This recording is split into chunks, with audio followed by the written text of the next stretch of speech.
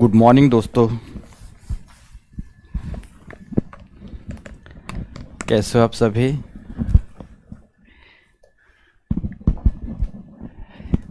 अचानक किसी भी वजह से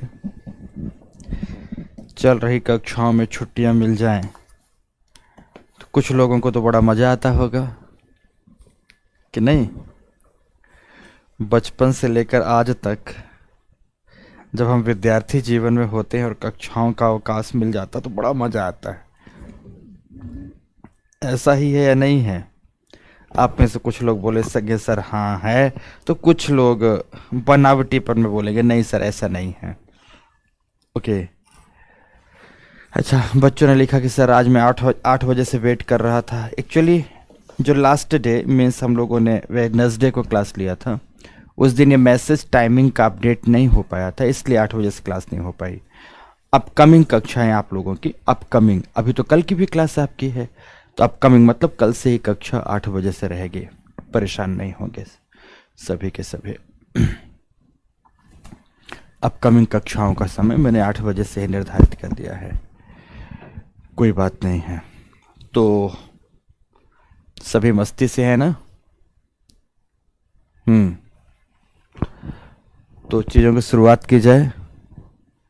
अच्छा, कल कुछ बच्चों ने आधा दिन पढ़ा और फिर बाकी घूमा। सर हमको क्लास में ही मज़ा आता है। Okay good. Okay, most welcome दोस्तों, मोस्ट वेलकम। विष्णु देवा ने लिखा समय टालते हो आप, व्हाट इज दिस। विष्णु देवा, व्हाट इज दिस, तुम्हारी ये लिखने का मतलब क्या था? ओके। अरे जो टाइम प्रेस्क्राइब्ड होगा, जो टाइम प्रेस्क्राइब्ड होगा उसी टाइम पर क्लास स्टार्ट होगी ना। ये किसी और भी टाइम पर स्टार्ट हो जाएगा, कुछ भी आई मैं। ठीक है, गुड, ठीक है। खूब मस्ती किया बच्चों ने, चलो ठीक है। डायग्राम से बहुत अच्छा समझ में आया। ओके। प्रशांत महासागर से मैं तैर कर आता हूँ क्लास लेने, बहुत अच्छी बात है, गुड। कभी इंडियन ओशन में भी गोते लगा देना।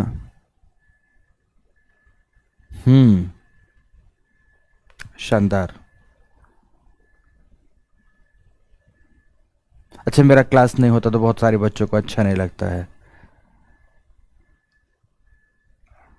ठीक है, ओके। चलो, तो इसी के साथ बातें हुई समाप्त। कुछ विशेष बात तो आपके साथ अभी थी नहीं।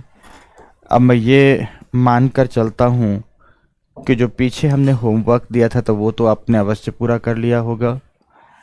हम लोगों ने अभी पीछे जो टॉपिक पढ़ा है, तो पीछे टॉपिक था हमारा सागरीय तरंग का,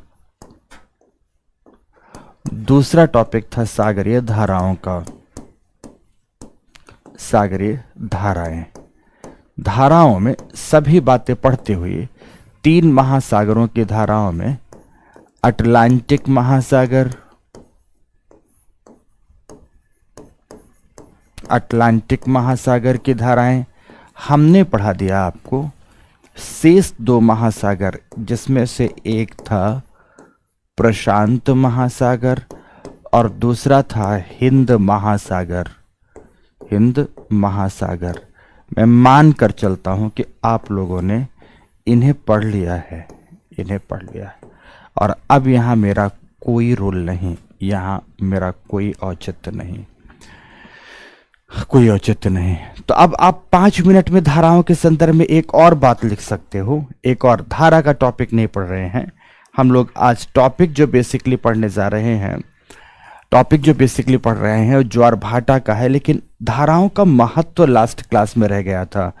तो धाराओं के महत्व को सभी के सभी लोग लिखेंगे। कुछ बिंदु, केवल बिंदु लिखना है। धाराओं, धाराओं का महत्व 2 3 4 5 बिंदु लिख लेंगे। सबसे पहला महत्व लिखिए सभी के सभी। सबसे पहला, वैश्विक तापमान संतुलन में, वैश्विक तापमान संतुलन में। कैसे? तो डैश देकर एक लाइन में केवल लिखेंगे, यह उष्ण कटिबंधीय गर्म जल को, यह उष्ण कटिबंधीय गर्म जल को ध्रुवों की ओर ले जाती हैं, ध्रुवों की ओर ले जाती हैं, ले जाती हैं, जबकि ध्रुवीय ठंडे जल को उष्ण एवं उपोष्ण कटिबंधों की ओर लाती हैं, उष्ण एवं उपोष्ण कटिबंधों की ओर लाती हैं। दूसरे नंबर में वैश्विक जलवायु तंत्र में, वैश्विक जलवायु तंत्र में महत्व, वैश्विक जलवायु तंत्र में। तो वैश्विक जलवायु तंत्र में डैश देकर एक ही लाइन में लिखेंगे, एक ही लाइन लिखेंगे कि गर्म जलधाराएं, गर्म जलधाराएं तटीय क्षेत्रों की जलवायु को, तटीय क्षेत्रों की जलवायु को उष्ण एवं आर्द्र बनाती हैं। उष्ण का मतलब गर्म, आर्द्र का मतलब जहां आर्द्रता की मात्रा बहुत अधिक हो। उष्ण एवं आर्द्र बनाती हैं, उष्ण एवं आर्द्र बनाती हैं। क्यों इस उष्ण एवं आर्द्र बनाती हैं लिखेंगे, क्योंकि इनके पास उष्णता एवं आर्द्रता होती है, साथ ही वर्षा की मात्रा में वृद्धि, वर्षा की मात्रा में वृद्धि में योगदान देती हैं। जहां भी गर्म जलधाराएं जाएंगी वर्षा युक्त दशाएं बनाएंगी,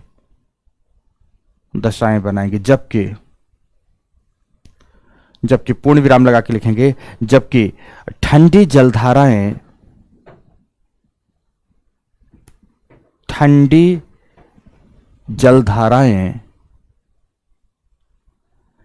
तापमान एवं आर्द्रता में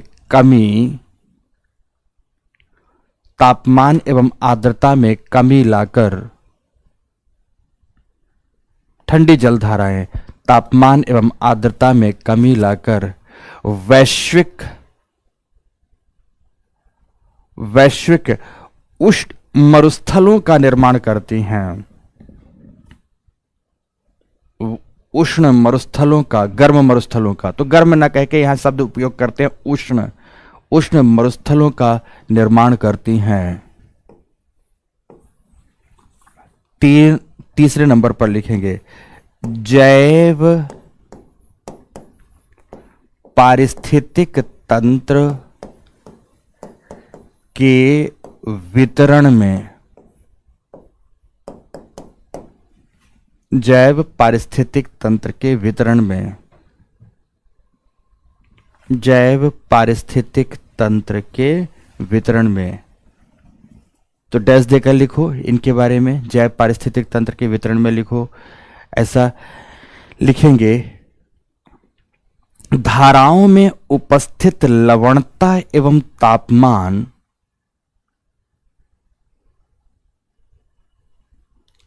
धाराओं में उपस्थित लवणता एवं तापमान लवणता एवं तापमान के साथ साथ सागरीय जीवों के लिए पोषक तत्व, सागरीय जीवों के लिए पोषक तत्व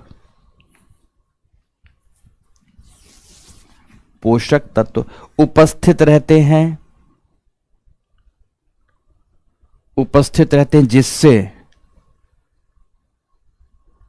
जिससे यह अपने प्रवाह क्षेत्र में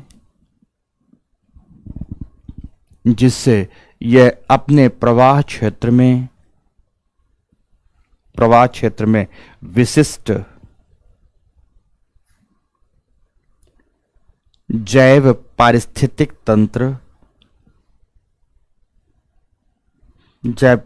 तंत्र का निर्माण करती हैं। पूर्ण विराम लिखो। तटीय प्रदेशों में भी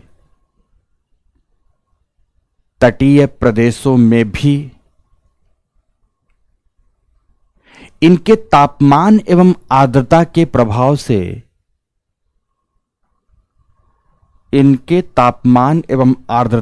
प्रभाव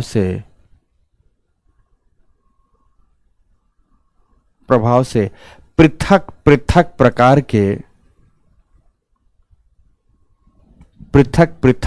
के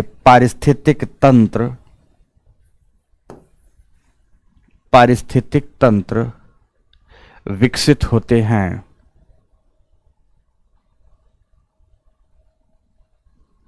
पूर्ण विराम। चौथे नंबर पर आइए सभी। चौथे नंबर पर लिखिए लवणता वितरण।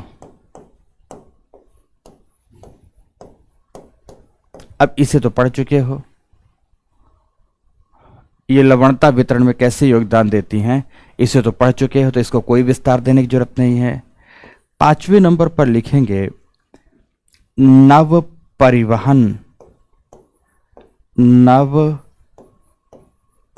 परिवहन नेवल ट्रांसपोर्ट में नव परिवहन को आप सागरीय जल परिवहन भी लिख सकते हो। सागरीय जल परिवहन में योगदान देती हैं, तो सागरीय जल परिवहन हो गया। सागरीय जल परिवहन में योगदान देते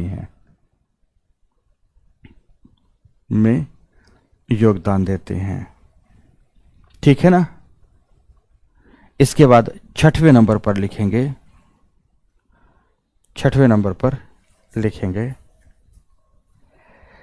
तटीय स्थलाकृतियों के निर्माण में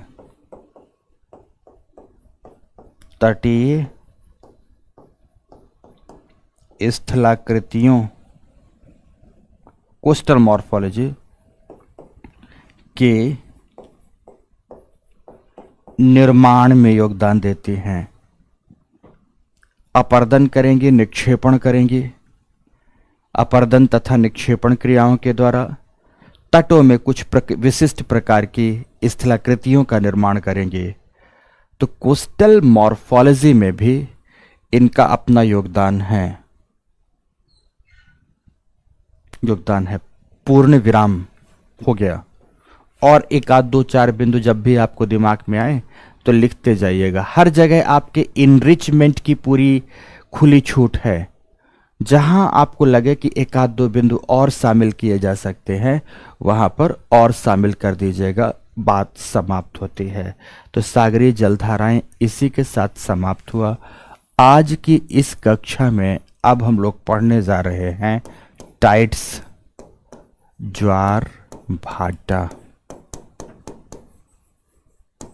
टाइड्स बिंदु होगा ज्वार भाटा क्या है। ज्वार भाटा के उत्पादक या उत्पत्ति मूलक शक्तियां कौन सी हैं। उत्पत्ति मूलक शक्तियां कौन सी हैं। ज्वार भाटा के प्रकार, ज्वार भाटा का वितरण, ज्वार भाटा का महत्व। ज्वार भाटा का महत्व।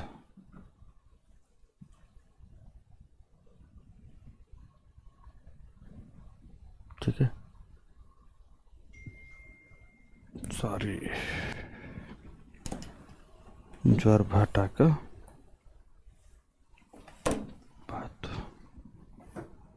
इतनी बातें, ये एक चीज है, छोटा टॉपिक। और ध्यान रखना अब एक बात, कई दिन से चल रही हैं कक्षाएं, अब हमें अपनी थोड़ी स्पीड को भी बढ़ाना होगा। अगर वही हम पुरानी परंपरागत जो अभी 10, 12, 13 दिनों की कक्षाओं से पढ़ रहे हैं, अगर वही स्पीड रखेंगे तो ज्योग्राफी पूरा होगा 6 महीने में। और हालांकि आप में से कई बच्चे हैं जो कि पैनिक होना भी लगे हैं, होने लगे पैनिक होने की जरूरत नहीं है दोस्तों, मैं हूं ना, एकदम समय से हर चीजें बढ़िया से पूरी होंगी। थोड़ा सा गति बढ़ाएंगे, आपको ज्यादा पता भी नहीं चलेगा, पर थोड़ी सी गति को बढ़ा देंगे, चीजें मैनेज हो जाएंगी। थोड़ा सा आप अपनी अलर्टनेस को बढ़ा देंगे, चीजें मैनेज हो जाएंगी। गति नहीं बढ़ाएंगे, आप अपना अलर्टनेस नहीं बढ़ाएंगे तो मुश्किल होगा, है ना। तो थोड़ी अब गति बढ़ाना शुरू करते हैं इस टॉपिक से। व्हाट इज टाइड्स, ज्वार भाटा क्या है? बहुत सरल अर्थ है कि जब आप तरंगों को पढ़ रहे थे, सपोज यहां पर 2 ओशियनिक बेसिन में बनाने जा रहा हूं, 2 सागरीय द्रोणियां हैं, सपोज दिस वन, 2 सागरीय द्रोणियां हैं, सपोज मान लेते हैं ये स्थल खंड है। पहली सागरीय द्रोणी आपके सामने यह है, उदाहरण दोनों का साथ साथ देना है इसलिए मैं कुछ ऐसा कर रहा हूं। पहली सागरीय द्रोणी यह है, दूसरी सागरीय द्रोणी यह है, दिस वन। ठीक है, अब दोनों में, एक में हमें ज्वार भाटा बताना है और एक में हमें तरंग बताना है। पीछे आपने तरंग में मेरे द्वारा ही पढ़ाया गया है, आपने मुझसे ही पढ़ा है कि तरंगों में जल कणों का लंबवत दोलन अपने ही स्थान पर होता है और इस प्रकार से श्रृंग तथा गर्तों की एक क्रमिक व्यवस्था व्याप्त हो जाती है, एक क्रमिक व्यवस्था निर्मित हो जाती है, जिसे हम लोग सी वेव्स कहते हैं, सागरीय तरंग कहते हैं।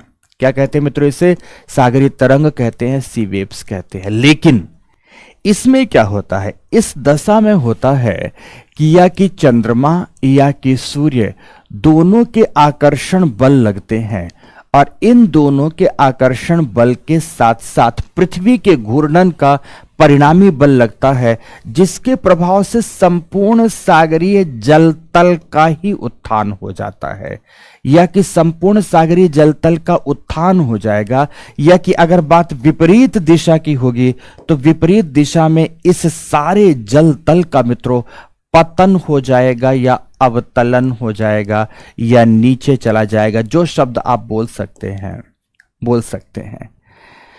तो जल कणों का लंबवत दोलन जिस तरह से तरंगों में हो रहा था, ठीक उसी तरह से ज्वार भाटा में भी जल कण अपने माध्य बिंदु से या कि ऊपर उठते हैं या कि नीचे उठते हैं, लेकिन इसमें कणों का केवल उत्थान नहीं होता, बल्कि संपूर्ण सागरीय तली जिसके ऊपर सूर्य एवं चंद्रमा का आकर्षण बल लग रहा होता है, तो संपूर्ण सागरीय तली का उत्थान एवं पतन होता है। तो ध्यान से अगर परिभाषित करना तो हमें यही कहना होगा कि सागरीय तल, पूरे तल की बात करना है, सागरीय तल में लंबवत उत्थान एवं लंबवत पतन।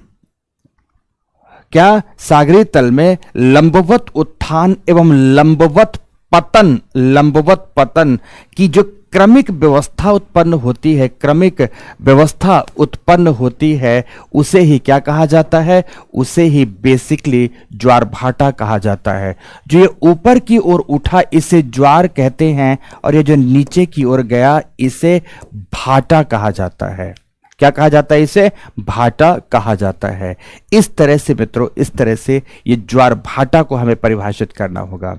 यह भी ध्यान रखना कि तरंगों में कोई समय की क्रमिकता नहीं है, कभी तरंगे बनेगी, कभी तरंगे विनष्ट होंगी, लेकिन ज्वार भाटा में हमेशा क्रमिकता पाई जाती है, समय की लयबद्धता पाई जाती है। एक बार ज्वार की स्थिति बनेगी तो एक बार भाटा की स्थिति बनेगी, ज्वार भाटा ऐसी स्थितियां उत्पन्न होती रहती हैं, विनष्ट होती रहती है, उत्पन्न होती रहती हैं, विनष्ट होती रहती हैं।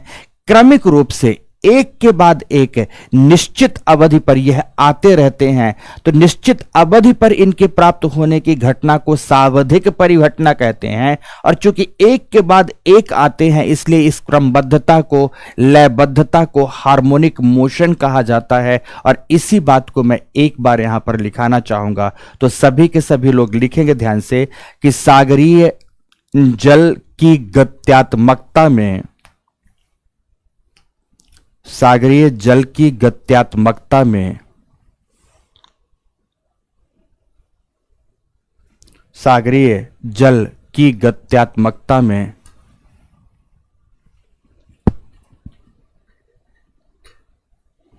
ठीक है, गत्यात्मकता में ज्वार भाटा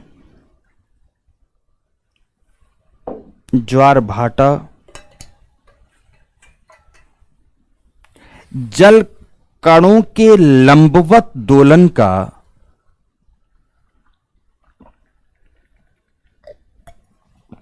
जल कणों के लंबवत दोलन का सर्वाधिक विशिष्ट प्रारूप है,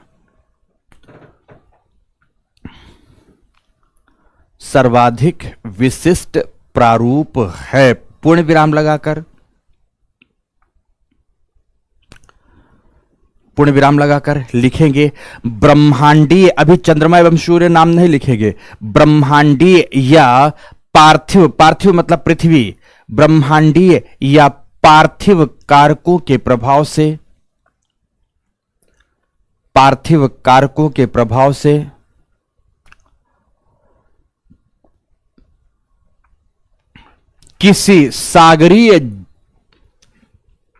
किसी सागरीय जल तल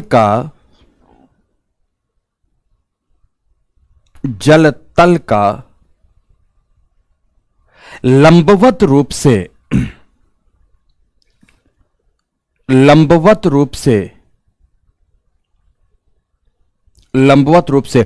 ऊपर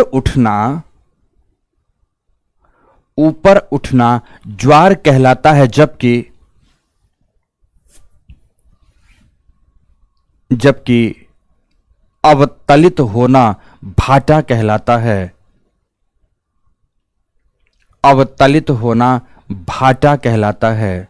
एक तरफ ज्वार हो गया तो एक तरफ भाटा हो गया, अवतलित होना भाटा कहलाता है। पूर्ण विराम लिखो, ज्वार एवं भाटा, ज्वार एवं भाटा सागरों में पाई जाने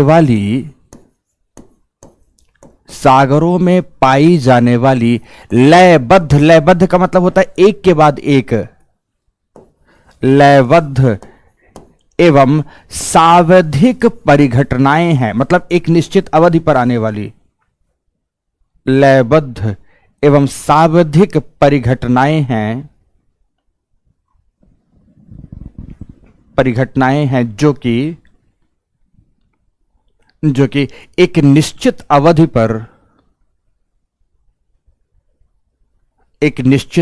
पर सागरीय जल तल पर उत्पन्न होती हैं, सागरीय जल तल पर उत्पन्न होती हैं। ये सर्वाधिक नहीं लिखा, ये सावधिक लिखा है। सा का मतलब सहित, अवधि का मतलब कालखंड, एक कालखंड के साथ ही उत्पन्न होती हैं। पूर्ण विराम, पूर्ण विराम। अब लिखो ज्वारभाटा की उत्पत्ति, ज्वारभाटा की उत्पत्ति डैश देकर लिखेंगे, निम्नलिखित कारकों का परिणामी है, निम्नलिखित कारकों का परिणामी है। निम्नलिखित कारकों का। पहला, चंद्रमा एवं सूर्य की आकर्षण शक्ति, सूर्य की आकर्षण शक्ति, या इसे कह सकते हैं आप ज्वारीय शक्ति। आकर्षण शक्ति को ही क्या कह सकते हैं? ज्वारीय शक्ति। चंद्रमा एवं सूर्य की आकर्षण शक्ति या ज्वारीय शक्ति। इसी में डैश देकर लिखेंगे, न्यूटन के नियमानुसार, न्यूटन के नियमानुसार दो पिंडों के मध्य की गुरुत्वीय शक्ति, दो पिंडों के मध्य की गुरुत्वीय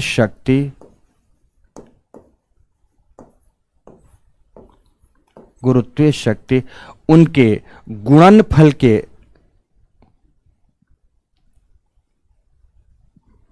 उनके द्रव्यमान के गुणनफल के, उनके गुणनफल नहीं लिखेगा, उनके द्रव्यमान के गुणनफल के अनुक्रमानुपाती,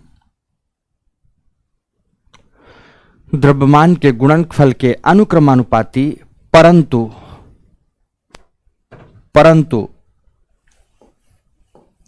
दूरी के वर्ग के व्युत्क्रमानुपाती होती है,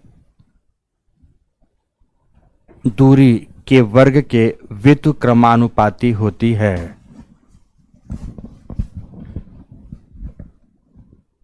व्युत्क्रमानुपाती होती है। व्युत्क्रमानुपाती बहुत पहले से एकदम शुरू से पढ़ते हुए आए होंगे। G is equal to m1 m2 upon D square पढ़े होंगे, या कि F is equal to G constant मानकर m1 m2 upon D square किसी भी रूप में आपने पढ़ा होगा। कुल मिलाकर m1 m2 दो पिंडों के बीच का द्रव्यमान है और d दूरी है, तो दोनों के द्रव्यमान का अनुक्रमानुपाती प्रोपोर्शनल है, अर्थात जितना बड़ा द्रव्यमान होगा गुरुत्वीय शक्ति उतनी अधिक होगी, आकर्षण बल उतना अधिक होगा। पर जैसे जैसे दूरी बढ़ती जाएगी तो दूरी में फर्क क्या पड़ता? दूरी बढ़ने से केवल गुरुत्वीय बल में कमी नहीं आती, बल्कि वर्ग की बात कर रहा है कि जितना दूरी बढ़ती है उसके वर्ग के अनुपात में आकर्षण बल में कमी आती है, ये बता रहा है। तो m1 m2 upon D square या आर स्क्वायर की बात करता है ये, ठीक है ना। पूर्ण विराम लगाएंगे। लिखिए, इस संदर्भ में चंद्रमा का आकर्षण बल सूर्य की तुलना में, चंद्रमा का आकर्षण बल सूर्य की तुलना में 11:5 का है। 11:5 का है, अर्थात 11:5 का है, अर्थात 11:5 का है, अर्थात क्या हो गया? चंद्रमा सूर्य की तुलना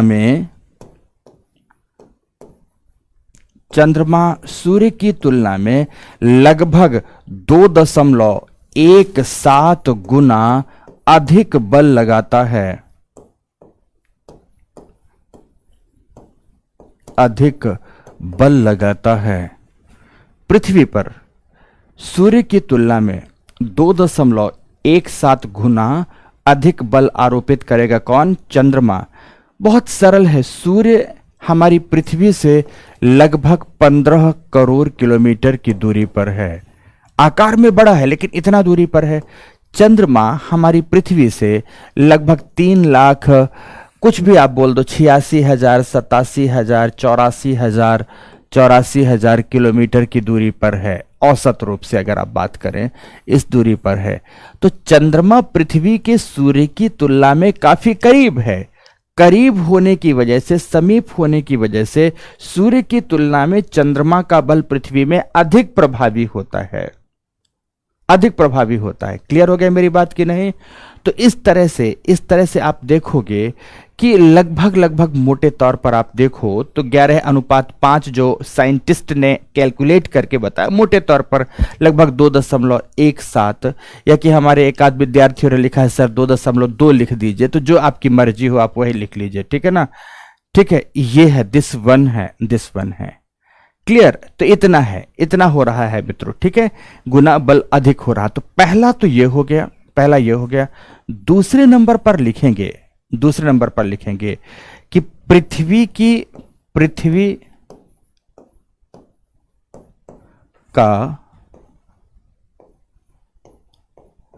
गुरुत्वीय बल एवं घूर्णन से उत्पन्न अपकेंद्रीय बल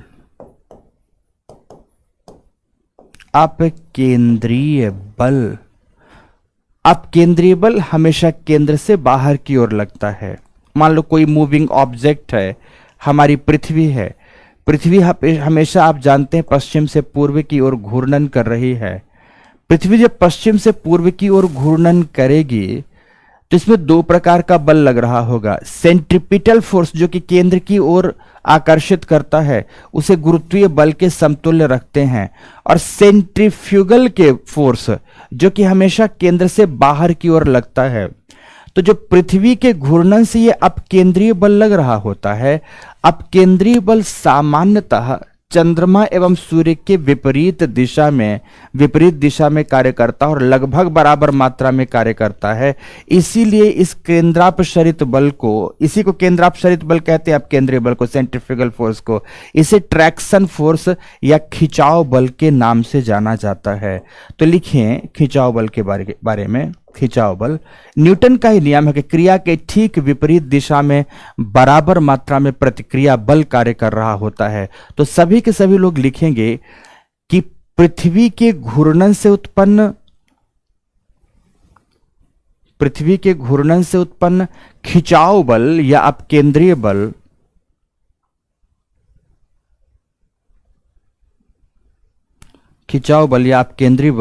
का सर्वाधिक प्रभाव चंद्रमा एवं सूर्य की ज्वारीय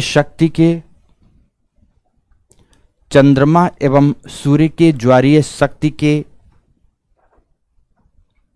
विपरीत दिशा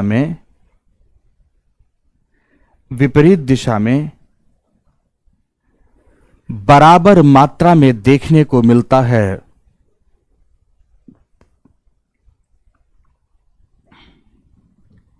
बराबर मात्रा में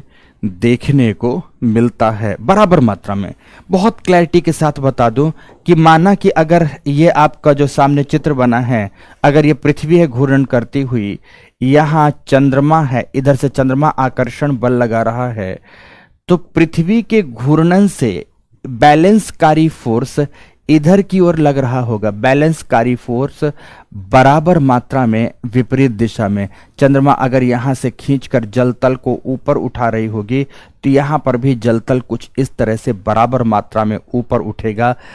खिंचाव बल के प्रभाव से, अपकेंद्रीय बल के प्रभाव से या संतुलनकारी बल के प्रभाव से, अकॉर्डिंग टू न्यूटन्स लॉ, बराबर मात्रा में विपरीत दिशा में भी बल आरोपित हो रहा होगा। तो दो बिंदु हो गए। अब तीसरा बिंदु लिखेंगे। तीसरा बिंदु सभी के सभी सूर्य, चंद्रमा एवं पृथ्वी, सूर्य, चंद्रमा एवं पृथ्वी की सापेक्ष स्थितियां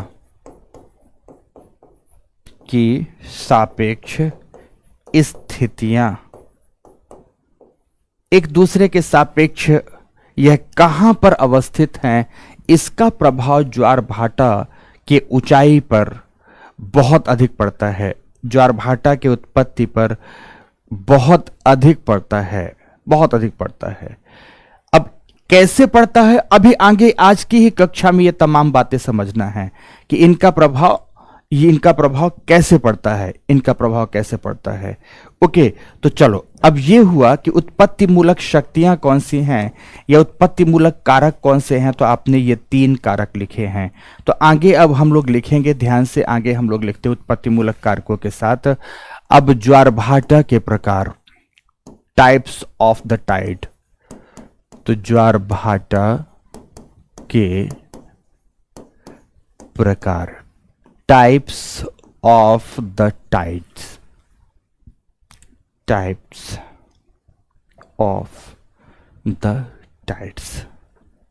ठीक है, अब ज्वारभाटा के प्रकार में सबसे पहला जो प्रकार आप लिखेंगे वो लिखेंगे दीर्घ ज्वार। दीर्घ ज्वार क्या कहते हैं इसे? स्प्रिंग टाइड कहते हैं। अब दीर्घ ज्वार समझ में आ गया आपको, तो उसके बाद हम लोग इसी के साथ में समझ लेंगे, इसी के साथ में समझ लेंगे लघु ज्वार। लघु ज्वार जिसको आप लोग नीप टाइड के नाम से देखेंगे, नीप टाइड के नाम से देखेंगे। अब सुनते जाना ध्यान से। अब इसमें मुझे थोड़ा सा स्पीड कम करनी, ताकि आपको एक एक बात मस्तिष्क में बैठ जाए।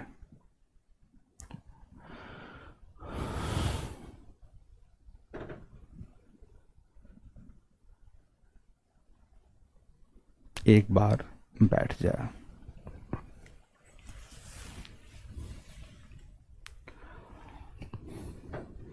बहुत अच्छे से। सबसे पहले आपको समझना है दीर्घ ज्वार। शब्द ही दीर्घ कहता है कि ऐसी स्थिति जब ज्वार की ऊंचाई बहुत अधिक होती है।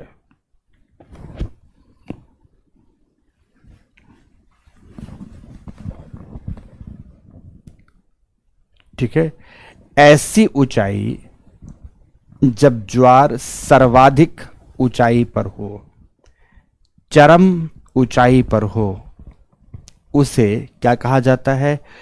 दीर्घ ज्वार कहा जाता है। दीर्घ ज्वार कहा जाता है। अब वो दीर्घ ज्वार कैसा होगा? तो ध्यान से यहां पर ध्यान से देखो।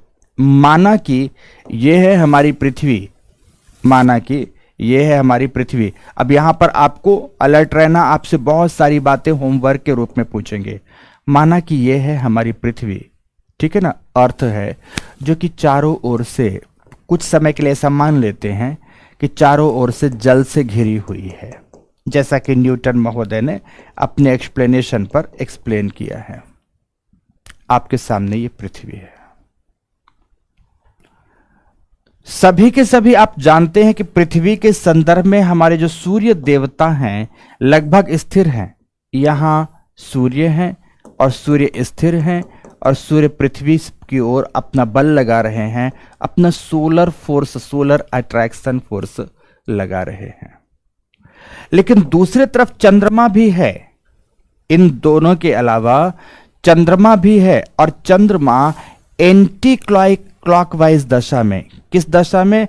सुई के विपरीत दिशा में पृथ्वी की परिक्रमा लगभग 28 दिन या 29 दिन कह सकते हैं, 27.5 दिन कह सकते हैं, इतने दिनों में एक परिक्रमा पूरा करता है। किसकी? पृथ्वी की पूरा करता है। तो सपोज ये मून है, मून की एक स्थिति को मान लेते हैं, ये M1 की स्थिति है। मून यहां भी अगर प्राप्त हुआ, दिस वन हर जगह प्राप्त होगा घूर्ण परिक्रमण करता हुआ। ये स्थिति M2 की प्राप्त हुई, ये स्थिति M3 की प्राप्त हुई, ये स्थिति M4 की प्राप्त हुई। मून एंटी क्लॉकवाइज डायरेक्शन में, घड़ी की सुई के विपरीत दिशा में पृथ्वी की निरंतर परिक्रमा करता है, इसीलिए यह पृथ्वी का उपग्रह कहलाता है। पृथ्वी का यह सैटेलाइट के नाम से जाना जाता है। एक सामान्य तौर पर, मोटे मोटे तौर पर बता दूं कि चंद्रमा पृथ्वी की एक परिक्रमा की अगर मैं बात करूं, तो चंद्रमा पृथ्वी की एक परिक्रमा मोटे तौर पर 28 दिनों में पूरी कर लेता है। 28 दिनों में, 28 डेज में पूरी करता है, पर हमेशा ही एंटी क्लॉकवाइज डायरेक्शन में चलेगा।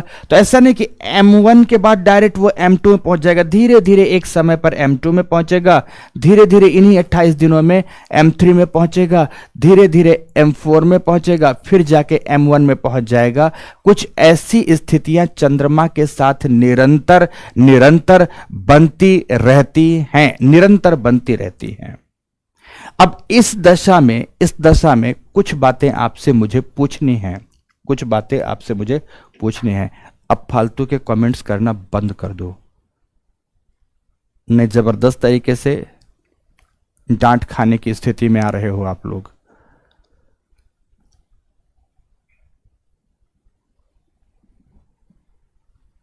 ठीक है,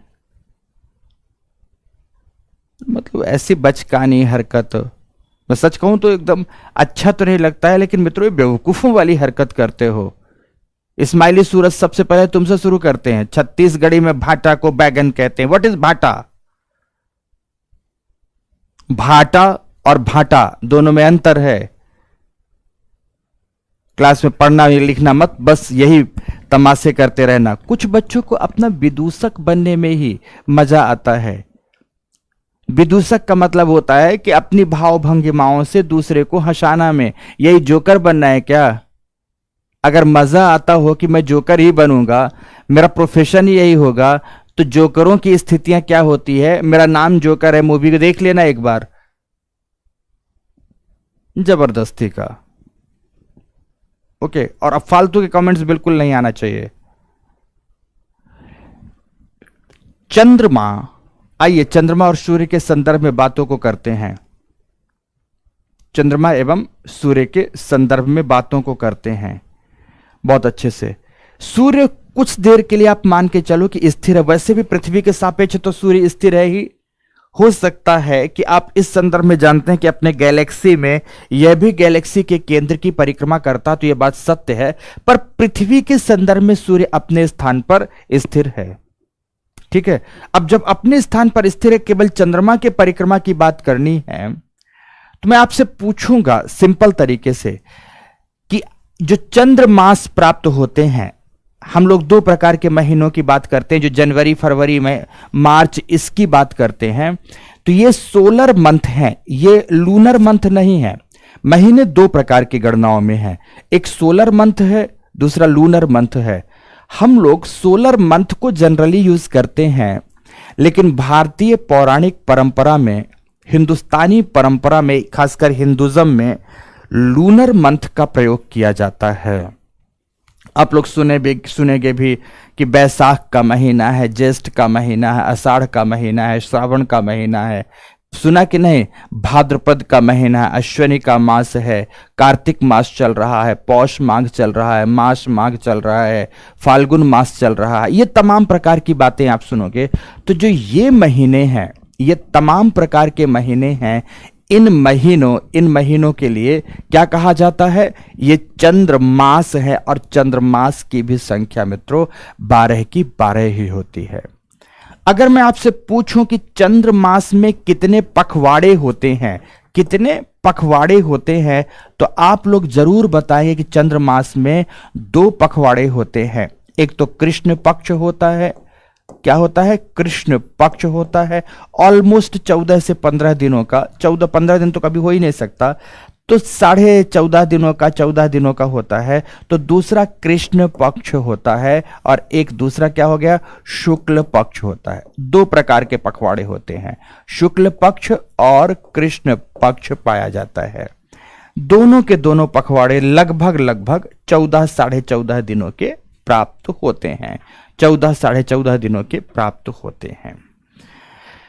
अब ये चित्र आपके सामने है। इस चित्र में आपको बताना है सबसे पहला कि ये महीने का ऐसा कौन सा दिन है। बहुत ही पेशेंसफुली जवाब देना, सारे लोग सही जवाब देना। ये महीने का ऐसा कौन सा दिन है जब सूर्य, चंद्रमा एवं पृथ्वी एक रेखीय दशा में है, एक रेखा में है, लेकिन चंद्रमा पृथ्वी एवं सूर्य के मध्य में उपस्थित है। तो यह कौन सा दिन होगा? जल्दी से बताएं, जल्दी से बताएं।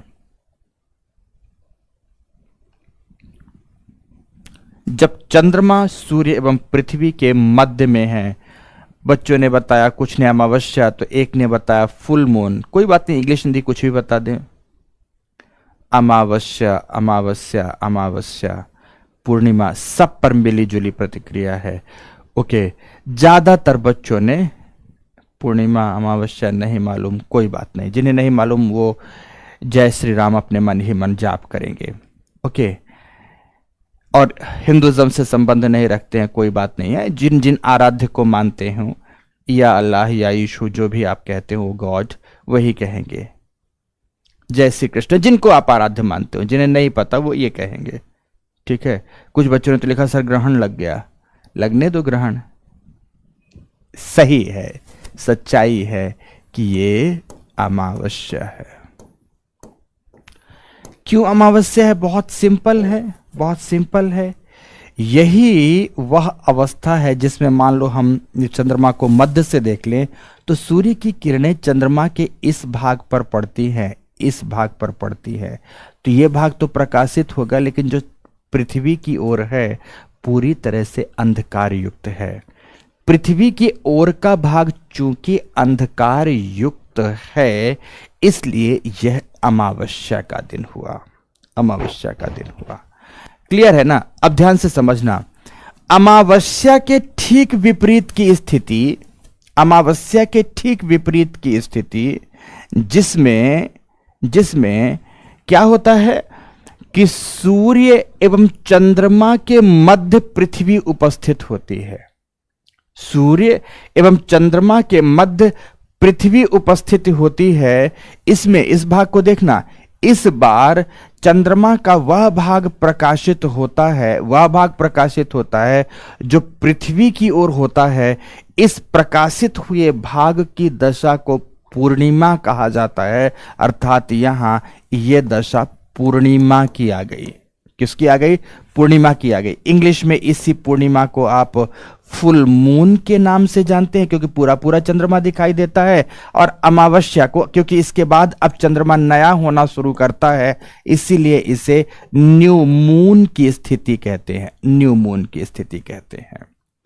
मतलब कुल मिलाकर लगभग 15 दिन के अंतराल पर अमावस्या से पूर्णिमा प्राप्त होता है। अभी और बातें मुझे पूछनी है, अभी और पूछनी है। चंद्रमा एंटी क्लॉकवाइज डायरेक्शन में अगर परिक्रमा करता है, इसका मतलब कि चंद्रमा अमावस्या से पूर्णिमा की तरफ जाता है, फिर पूर्णिमा से अमावस्या की तरफ आता है। तो सबसे पहले आपको यह बताना है कि अगर चंद्रमा अमावस्या से पूर्णिमा की ओर जा रहा है, जाएगा ही जाएगा एक पखवाड़े में, कि अमावस्या के बाद धीरे धीरे चंद्रमा का आकार बढ़ना शुरू हुआ और बढ़ता हुआ पूरा पूरा दिखाई दिया।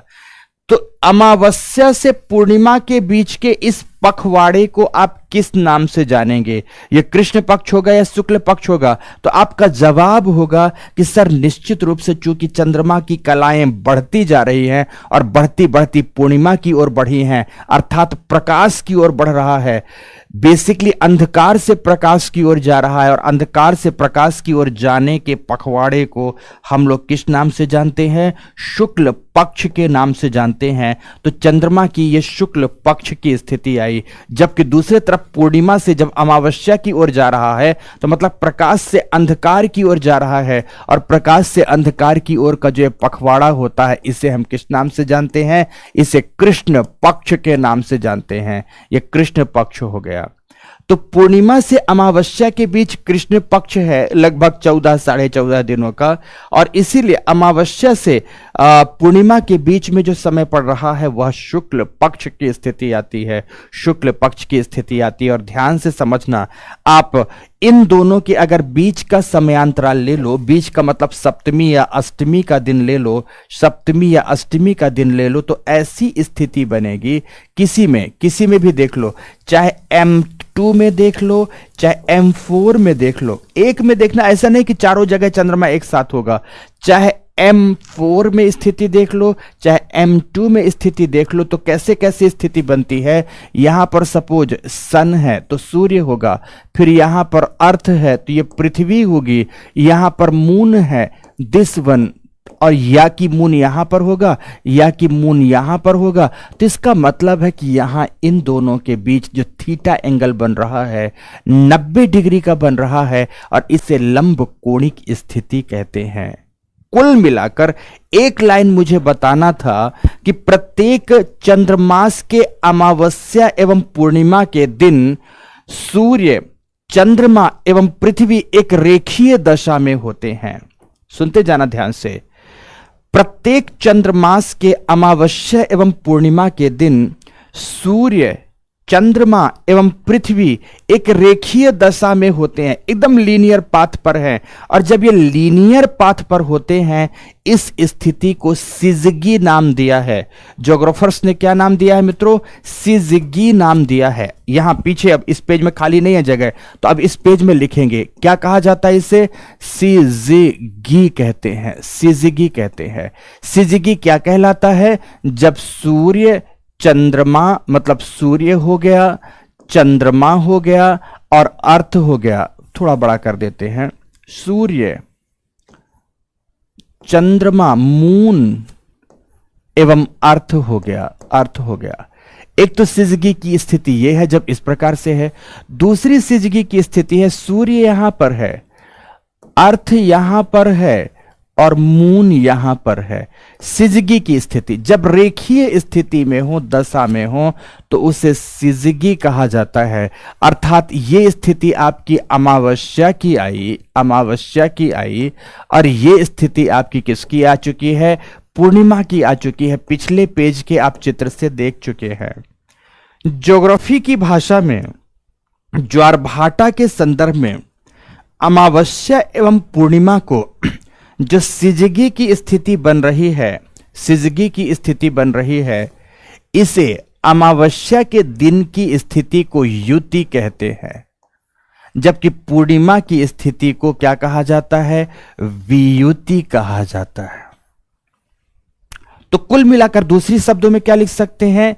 सिजगी की स्थिति दो प्रकार की प्राप्त होती है। सिजगी की युति, युति को इंग्लिश में कहते हैं इन कंजंक्शन। तो दूसरी स्थिति प्राप्त होती है वियुति की, वियुति की। युति का मतलब क्या है? जब चंद्रमा पृथ्वी एवं सूर्य के मध्य हो। तो वियुति की स्थिति क्या है? जब पृथ्वी सूर्य एवं चंद्रमा के मध्य हो। अर्थात युति अमावस्या को प्राप्त होता है, अमावस्या को प्राप्त होता है, जबकि वियुति कब प्राप्त होता है? पूर्णिमा के दिन प्राप्त होता है, पूर्णिमा के दिन प्राप्त होता है। ये बेसिकली रेखीय दशा में आते हैं। दोनों के दोनों इस संदर्भ में देखेंगे, चंद्रमा, सूर्य एवं पृथ्वी तीनों, दोनों न कहें तो रेखीय स्थिति में आते हैं, रेखीय स्थिति में आते हैं, रेखा में, एक लगभग रेखा में उपस्थित हैं। अब इसके विपरीत की स्थिति को हम देखते हैं। अब इसके विपरीत की स्थिति देखते हैं। अब दो पखवाड़े हमने देखा, दो पखवाड़े में एक कृष्ण पक्ष देखा, एक शुक्ल पक्ष देखा। अब इन दोनों में शुक्ल पक्ष, इन दोनों की स्थितियों में हमने क्या देखा कि इन दोनों का जो मध्य का दिन होगा, सप्तमी का दिन होगा या अष्टमी का होगा। और जो ये हिंदू पौराणिक महीना है, इसमें जो दिन है, तो आप कई बार देखोगे कि कई बार ये दोनों आपस में मिले हुए होते हैं। पंडित जी के पास आप जाएंगे, पंडित जी मतलब अगर मेरे जैसे लोगों के पास आएंगे तो हम लोग बताएंगे कि आज बेसिकली कुछ ऐसा हो रहा है कि जो तृतीया है और चतुर्थी है, दोनों एक साथ हैं। नवरात्रि का व्रत कर रहे हैं, तो आज सप्तमी एवं अष्टमी एक ही दिन पड़ रही है। अब ये कैसे पड़ता है, उसका एक कैलकुलेशन है, उसका एक कैलकुलेशन। वजह क्या होती है?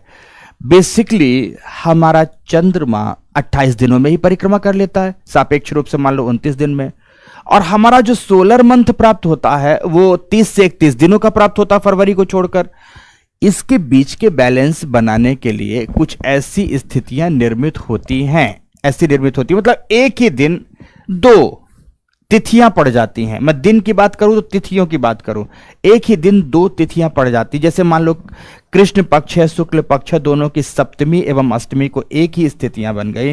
और इसमें आपने क्या देखा कि सूर्य है आपका, इधर पृथ्वी है आपकी। अब अगर शुक्ल पक्ष में गए तो चंद्रमा यहां पर पहुंचेगा, ये M4 की स्थिति है। और अगर कृष्ण पक्ष में गए, सॉरी ये कृष्ण पक्ष में गए और शुक्ल पक्ष में जाएंगे तो M2 की स्थिति में चंद्रमा आएगा, यहां की स्थिति में आएगा। पर दोनों ही दशाओं में इनमें थीटा एंगल जो आप दिखा रहे हैं, दोनों ही दशाओं में सूर्य, पृथ्वी एवं चंद्रमा लंब कोणिक स्थिति में है। किस स्थिति में है? लंब कोणिक स्थिति में है। दोनों ही दशाओं में यह लंब कोणिक स्थिति में पाया जाता है, लंबवत स्थिति में पाया जाता है।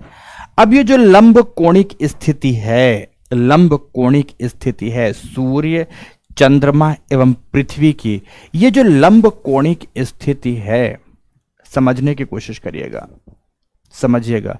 लंब कोणिक स्थिति है, इसमें किस प्रकार का बल लगेगा, तो इसमें किस प्रकार का बल लगेगा, अब यह समझना है, अब यह समझना है। ओके। रवि कुमार यादव, ज्योतिष इतना सरल और सहज हो जाता तो हम सब ज्योतिषाचार्य बन गए होते। ज्योतिष के अंक गणनाएं पढ़ते हुए हृदय में दमदमी आ जाती है। इतना सरल और सहज भी मत समझ लेना। उम्र बीतने लगती है तब जाकर लोग ज्योतिष सीखते हैं। हाँ, गलियों गलियों में जो बैठे हुए ज्योतिषाचार्य हैं, वैसा अगर ज्योतिषाचार्य बनना हो तो मैं समझता हूं कि आप भी बन सकते हैं। और कल से आप अपना भविष्य और अपने घर वालों का भविष्य, सबका भविष्य की गणनाएं आप करने लगेंगे। क्लास पढ़ लो, इसके साथ ज्योतिषाचार्य नहीं बनोगे, इसकी मैं गारंटी देता हूं। जीवन में ये विषय के इस विषय बिंदु को समझ जाओगे, इतना ही बहुत है। ऐसी तमाम वाहियात की बातें कक्षा के अंतर्गत करने की जरूरत नहीं है, कोई जरूरत नहीं है। ठीक है, आगे आए। जी गांगुली साहब, पक्का आपने ठीक बता दिया है। ठीक है,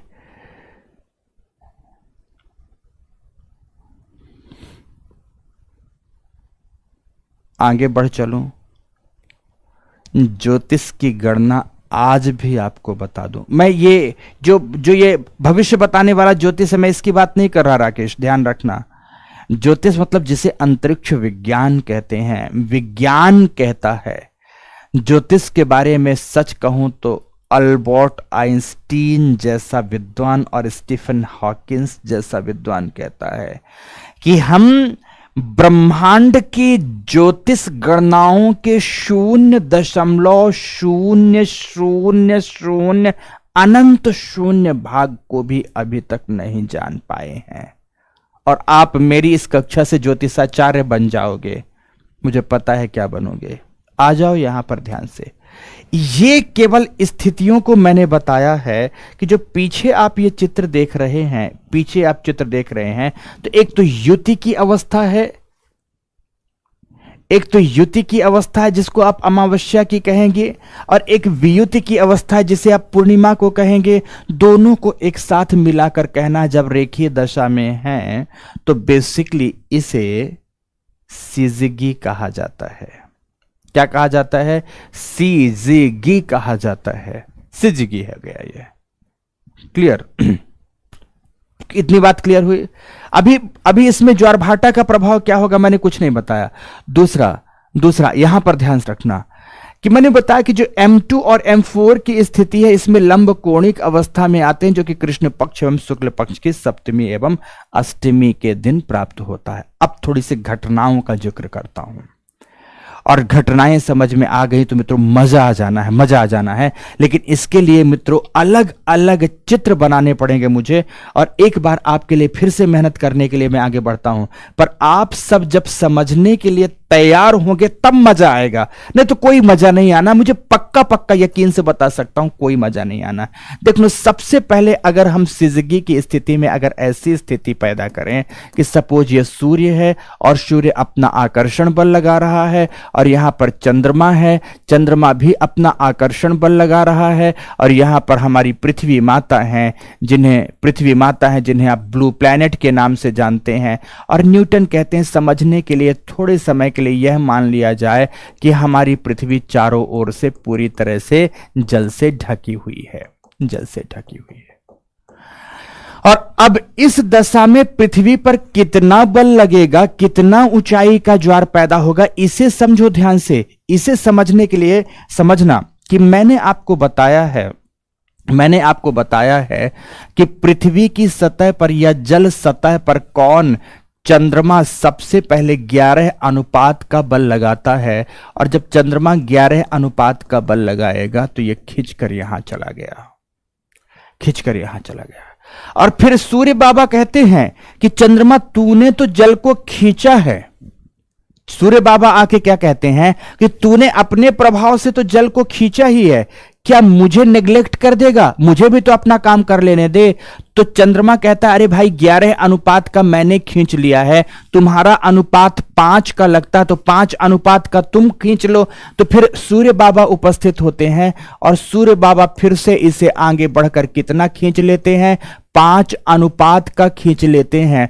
तो मित्रों यहां पर ध्यान रखना, दोनों ने शक्तियां लगाई और दोनों के द्वारा लगाई गई शक्ति के प्रभाव से ये जल तल जो यहां था, जल तल बढ़कर कहां पहुंच जाता है, यहां बढ़ जाता है, यहां बढ़ जाता है दिस वन। और ये कितना बल लगा है, 11 अनुपात 5 का बल लगा है। मतलब एक जगह चंद्रमा ने भी बल लगाया है तो सूर्य ने भी बल लगाया है, दोनों ने सापेक्षिक बल लगाया है, दोनों ने बल लगाया है।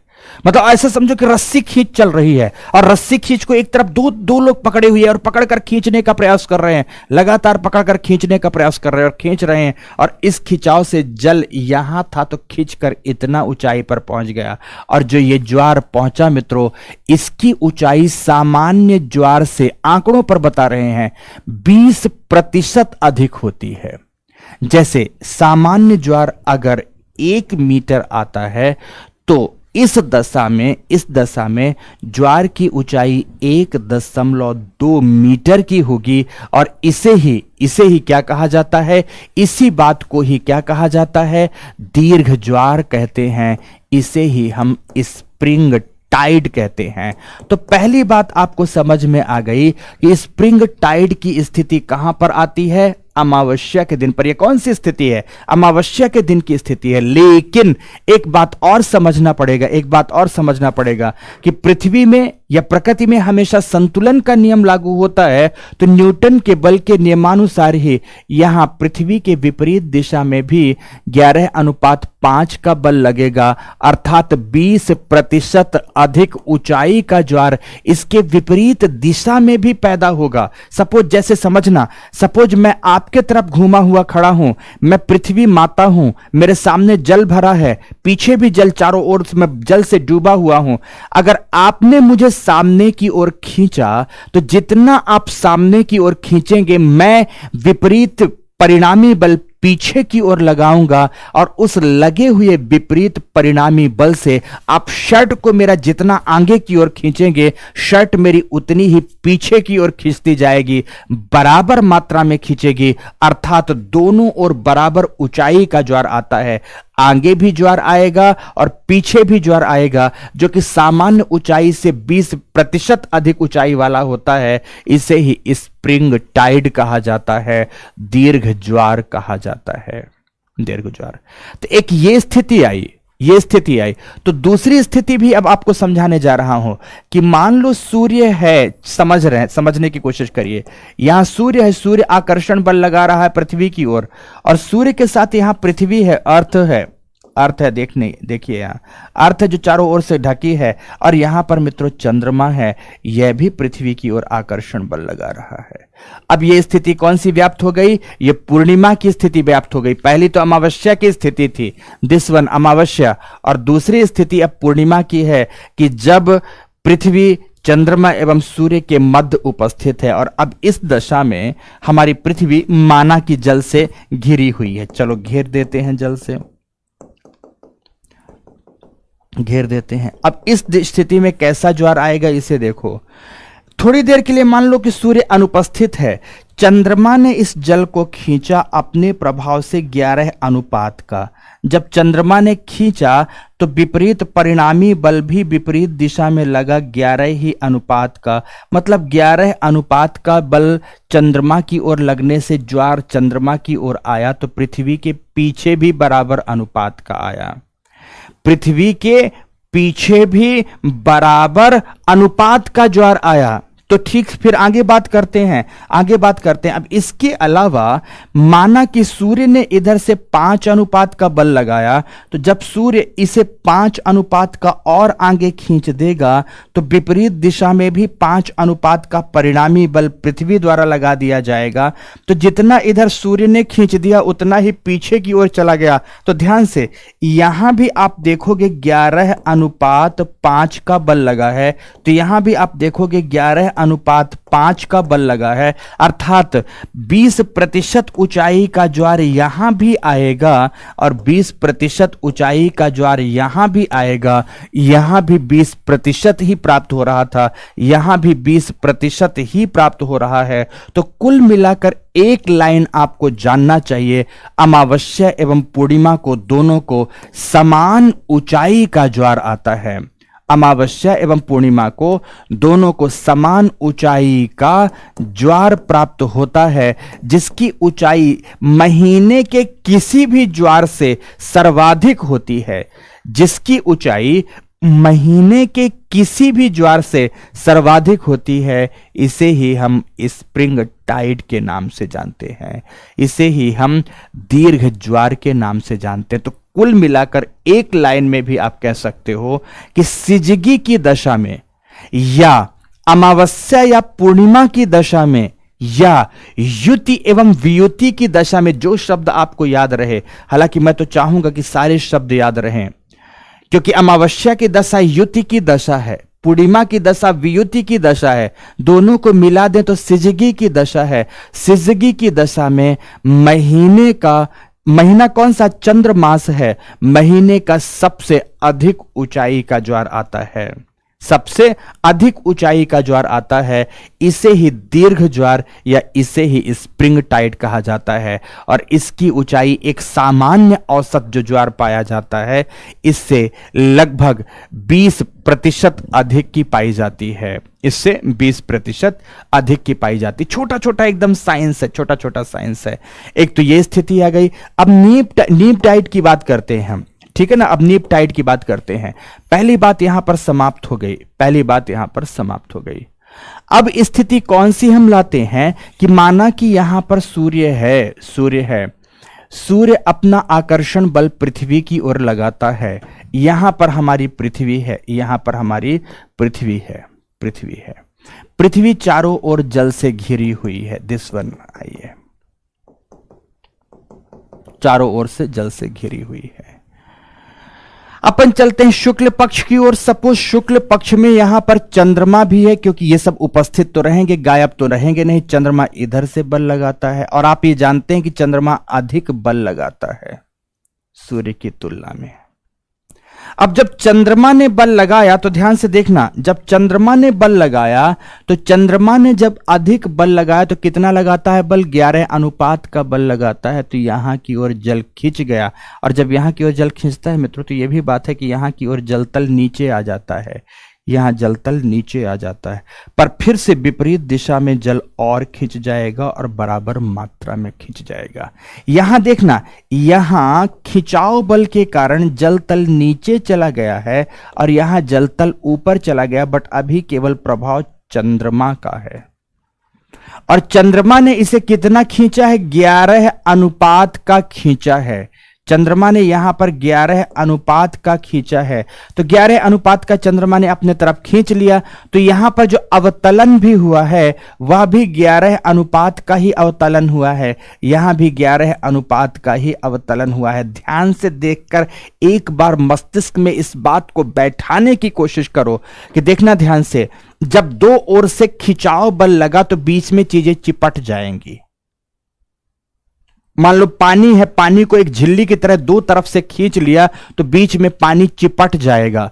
इधर भी खींचा चंद्रमा के आकर्षण से, इधर खींचा प्रतिकर्षण से, तो बीच में यह पिचक गया, पानी की बोतल पिचक गई ना, और बराबर मात्रा में जितना आपने खींचा उतनी मात्रा में ही बीच में पिचका हुआ। अभी सूर्य देवता नहीं है, सूर्य देवता नहीं है, तो कितना खींचा, सपोज 11 मीटर पे खींचा, एक एग्जाम्पल देता हूं, सपोज 11 मीटर ऊंचाई का खींचा, तो खींच लिया 11 मीटर ऊंचाई का, तो यहां 11 मीटर ऊंचाई का ज्वार और यहां भी 11 मीटर ऊंचाई का ज्वार आता है, लेकिन दोनों इन विपरीत दिशाओं में 11 नीचाई का भाटा भी तो आएगा और आता ही है। लेकिन सूर्य क्या कहता है, चंद्रमा को बड़ा होशियार आया है, तू ही बस काम करेगा, मैं काम नहीं करूंगा, मैं ऐसे ही नल्ला बैठा रहूंगा, मैं नल्ला नहीं बैठूंगा, मैं भी काम करूंगा। तो ये कहता है मैं भी बल लगाऊंगा पृथ्वी पर, और पृथ्वी पर बेसिकली सूर्य भी बल लगाता है, पर सूर्य केवल 5 अनुपात का बल लगाता है।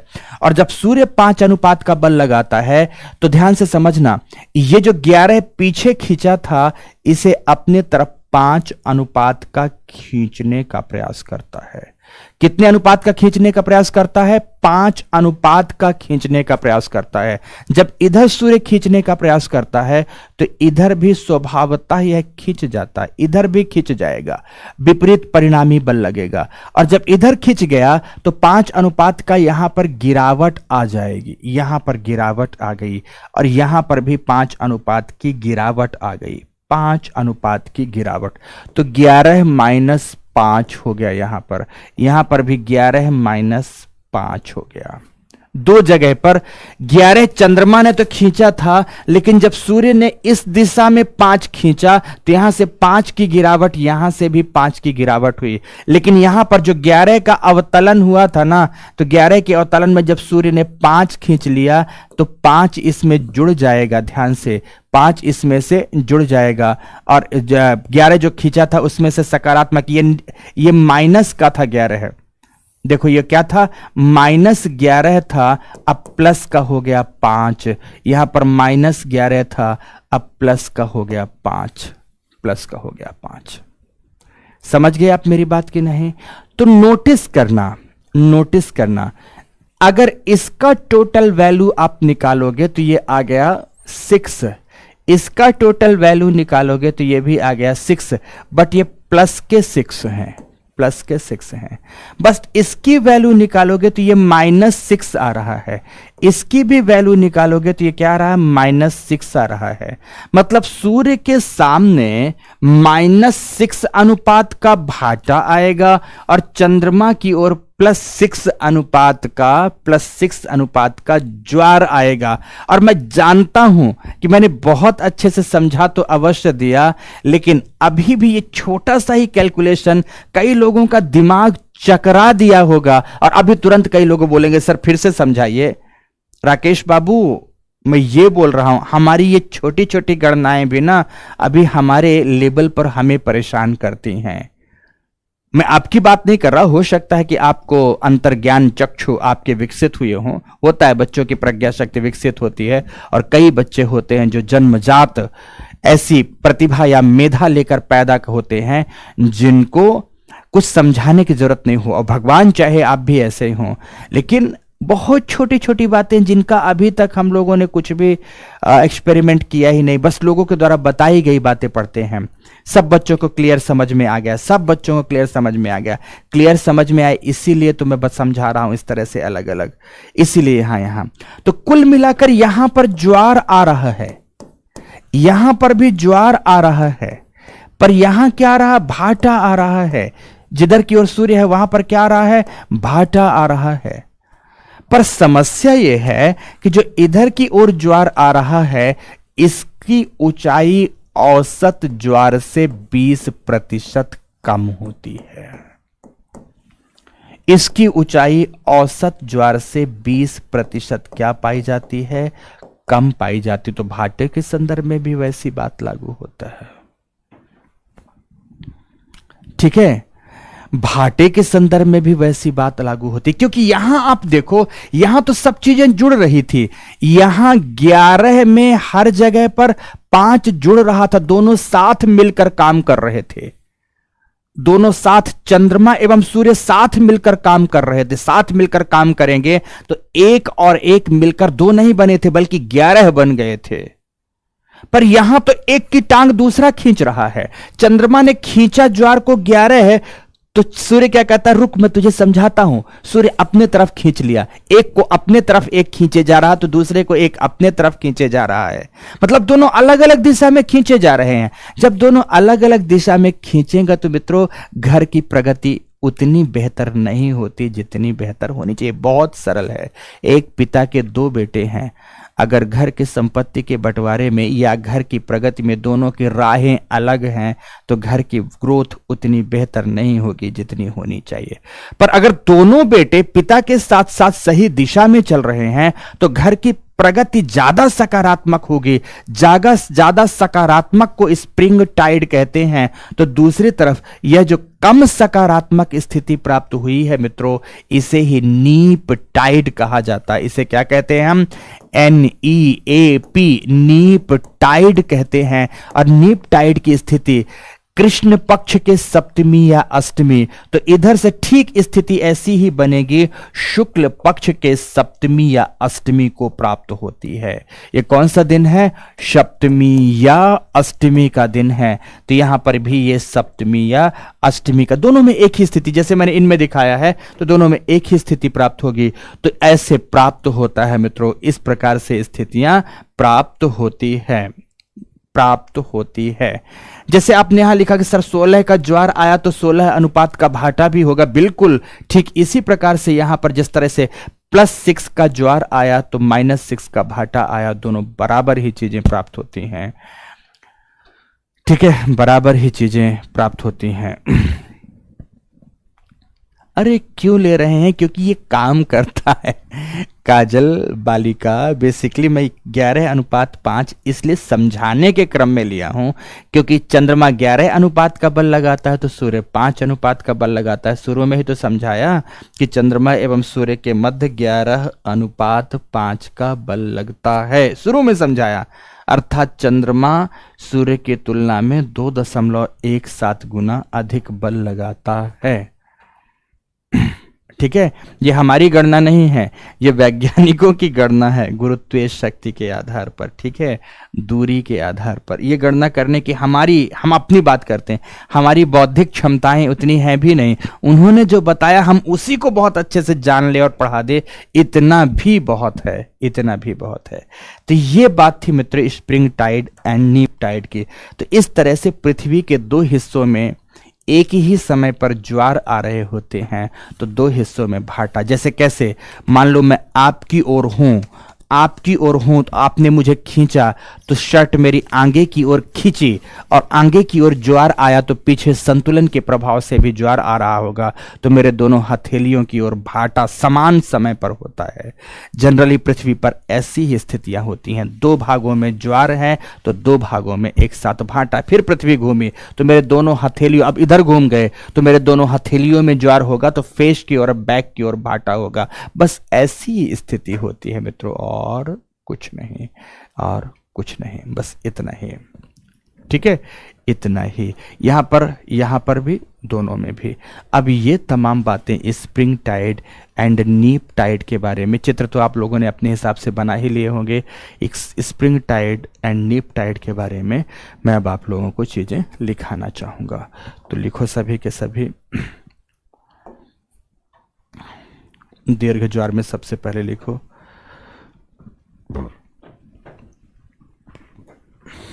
दीर्घ ज्वार। लिखें प्रत्येक दीर्घ ज्वार, हेडिंग है आपकी, प्रत्येक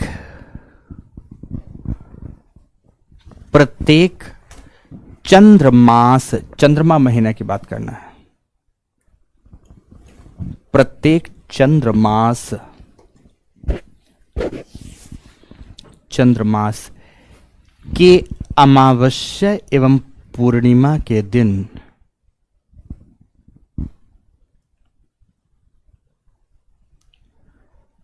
अमावस्या एवं पूर्णिमा के दिन। गजब योगेश, धन्यवाद तुम्हारा कैलकुलेशन।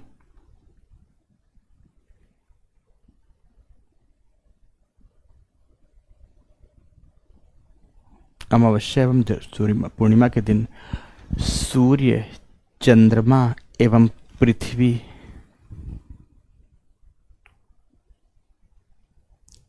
एक रेखीय दशा में होते हैं। एक रेखीय दशा में होते हैं, दशा में होते हैं, जिसे सिजगी कहा जाता है। सिजगी कहा जाता है। पूर्ण विराम लगाओ, पूर्ण विराम लगाओ। लिखो सिजगी में अमावस्या की दशा युति, सिजगी में अमावस्या की दशा युति, वहां भी लिखा मैंने, यहां भी लिखा है दिस वन, अमावस्या की दशा युति तथा पूर्णिमा की दशा वियुति कहलाती है।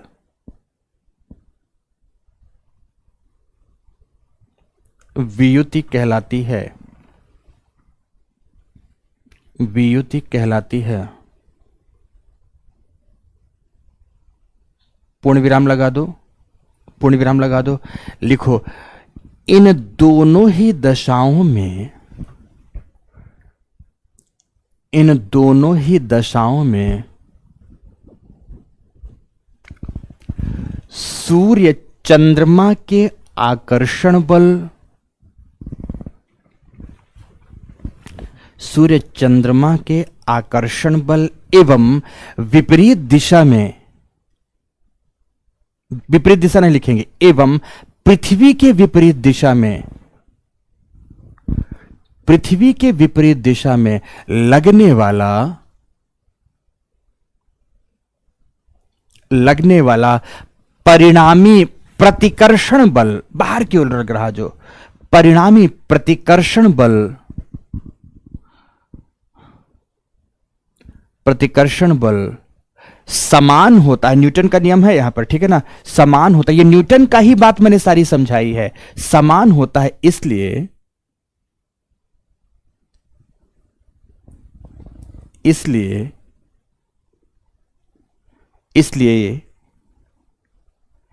इन दोनों ही दिनों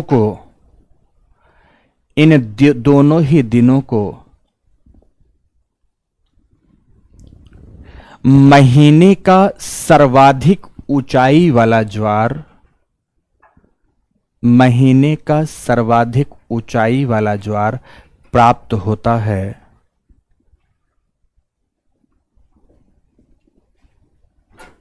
ब्रैकेट लिख देंगे, औसत से 20% अधिक, औसत से 20% अधिक सर्वाधिक ऊंचाई वाला ज्वार आता है, औसत से 20% अधिक, जिसे स्प्रिंग टाइड, हिंदी में बोलेंगे दीर्घ ज्वार, स्प्रिंग टाइड कहा जाता है, कहा जाता है। पूर्ण विराम लगा दें। अब पैरा चेंज करके नीप टाइड लिखें प्रत्येक कृष्ण पक्ष एवं शुक्ल पक्ष, प्रत्येक कृष्ण पक्ष या शुक्ल पक्ष के सप्तमी या अष्टमी के दिन, कृष्ण पक्ष या शुक्ल पक्ष के सप्तमी या अष्टमी के दिन सूर्य, चंद्रमा एवं पृथ्वी, सूर्य, चंद्रमा एवं पृथ्वी लंब कोणिक दशा में होते हैं, लंब कोणिक दशा में होते हैं।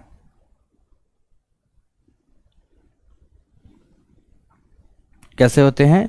लंब कोणिक दशा में होते हैं। सूर्य, चंद्रमा एवं पृथ्वी लंब कोणिक दशा में होते हैं। पूर्ण विराम लगा दे सभी, लंब कोणिक दशा में हैं।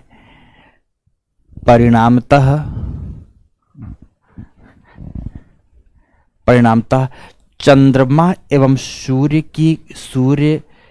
के गुरुत्वीय बल, चंद्रमा एवं सूर्य के गुरुत्वीय बल एक दूसरे के विपरीत, एक दूसरे के विपरीत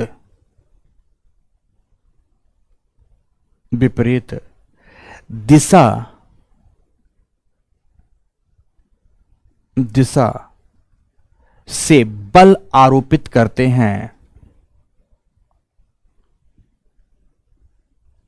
एक दूसरे से विपरीत दिशा से बल आरोपित करते। परिणामतः महीने का सबसे कम ऊंचाई वाला, महीने का सबसे कम ऊंचाई वाला, ब्रैकेट लिख देंगे, औसत से 20% कम।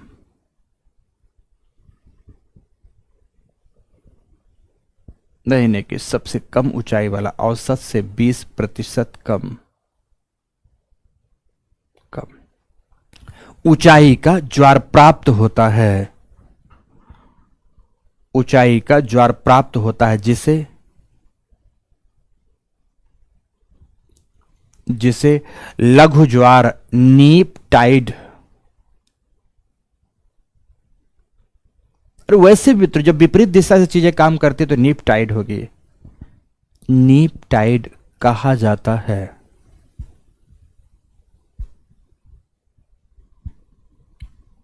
कहा जाता है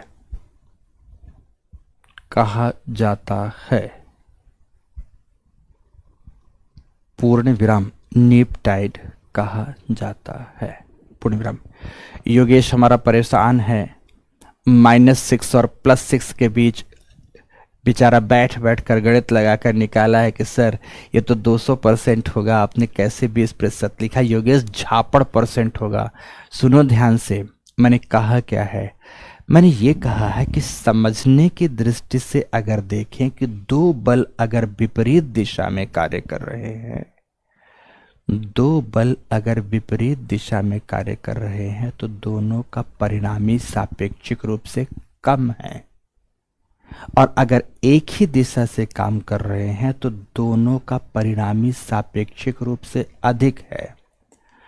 अगर कम है तो कितना है, अधिक है तो कितना? तो कम है तो 20% औसत से कम है, अधिक है तो 20% औसत से अधिक है। क्लियर हुई मेरी बात कि नहीं? ऐसा नहीं कि जहां पर ज्वार है वहीं पे भाटा है। जो मैंने डिजिट लिखा है मेरे प्यारे मित्र, ये +-6 नहीं लिखा है। कहां दिमाग लगा गए तुम? ये +-6 नहीं लिखा है, +6 कहीं अलग है। तो अब इसके साथ -6 का कोई कॉन्सेप्ट नहीं है। जहां +6 है वहां -6 का कोई औचित्य ही नहीं है। तो -6 कहीं और है, -6 कहीं और है, तो दोनों के बीच अनुपात कैसे निकल सकता है? एक की बात मेरे दाहिने हाथ पर चल रही है तो एक की बात मेरे बाएं हाथ पर चल रही है, तो यहां पर +- की बात दोनों एक साथ जोड़कर कैसे निकल सकते हैं? कैसे निकालोगे?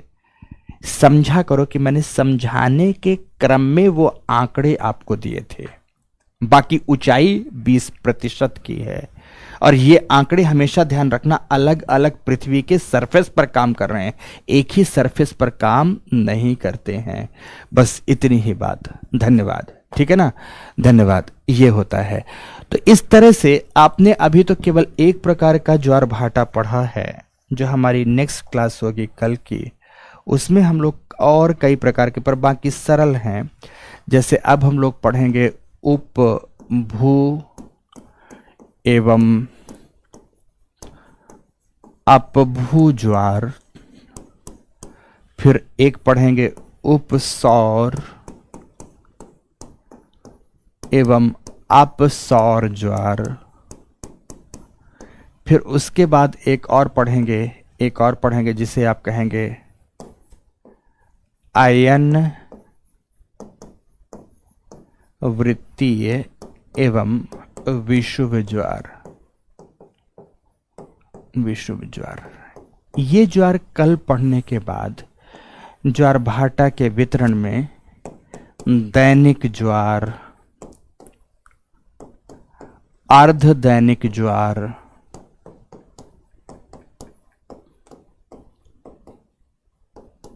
मिश्रित